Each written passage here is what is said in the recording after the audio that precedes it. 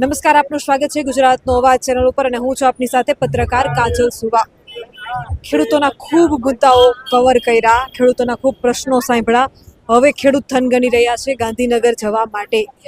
ખેડૂતો તૈયાર છે, ટ્રેક્ટરો તૈયાર થઈ ગયા છે, ગામડે ગામડે ખેડૂતો સુધી સંદેશો પહોંચી ગયો છે અને તમામ ગામડેથી ખેડૂતો ફૂલ નહીં તો ફૂલની પાખડીની જેમ ગાંધીનગર જવા માટે રવાના થવાના છે। 15 તારીખની વાર નથી, એક દિવસ આડો છે, ત્યારે ખેડૂતોમાં કેવો ઉત્સાહ જોવા મળી રહ્યો છે। સર્વપ્રથમ મારે પહેલો સવાલ એ કરવો છે, આપ ખેડૂત છો, જેતપુરની સ્થિતિ જોઈ, સુરેન્દ્રનગરની સ્થિતિ જોઈ, દેવભૂમિ દ્વારકાના વિડીયો પણ જોયા, શું લાગે છે તમને?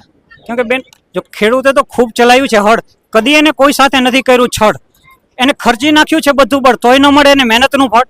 અને અમે તો સૌથી પહેલા તો તમારો આભાર માનશું કે તમે આટલા પત્રકાર થઈને સતત અમારી હારે છો। બાકી તો જે ઘડીક વાર લઈ લે છે ખેડૂતનો વેશ અને પછી પહેરી લે છે પક્ષનો ખેસ, પછી મલાઈ ખાઈને કરે છે ટેસ અને અમને આ દિલને પોગાડે છે ઠેસ।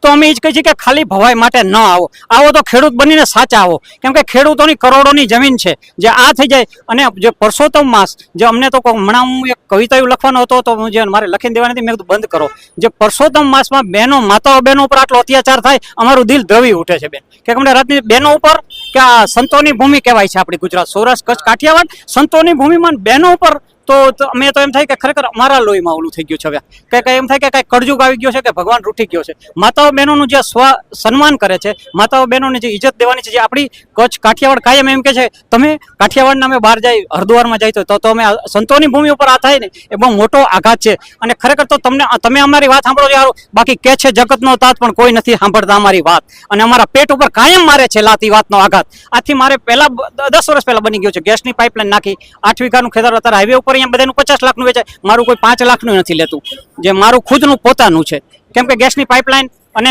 ત્યારે મારા મમ્મીને પાછું કેન્સરનું ઓપરેશન, એટલે હું એક કોરી જોડાધોડીમાં, તો ત્યારે પાછળથી નાખી દીધી પાઇપલાઇન। બીજી વાર થાંભલો આવ્યો એ કે આ તમારે ઓયડી પાડી નાખી, તમને આ બધું વળતર આપી છે, પાછળથી 1 રૂપિયો નથી આપ્યો, પેલા 50,000 આપીને 12 વીઘા ખેતરમાં। એટલે એનું એ જ હું આજે અમારા ભાઈઓને એ ન તકલીફ પડે, અમારી માતાઓ બહેનોને ન તકલીફ પડે, એ માટે આવ્યા છે।